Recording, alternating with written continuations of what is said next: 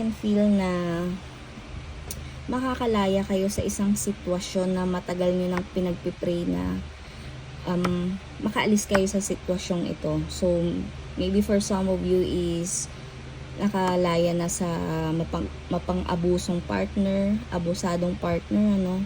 So, nasasaktan kayo physically or emotionally. Yan. So, makakalaya na kayo sa mga partner ninyo or sa kaibigan, sa grupo na matagal nyo nang gustong layuan, gustong anhin sila, no? Yung i-distance yung sarili nyo sa mga taong to. And this week, ayan, magkakaroon na kayo ng strength para makaalis or kumawala sa kanila.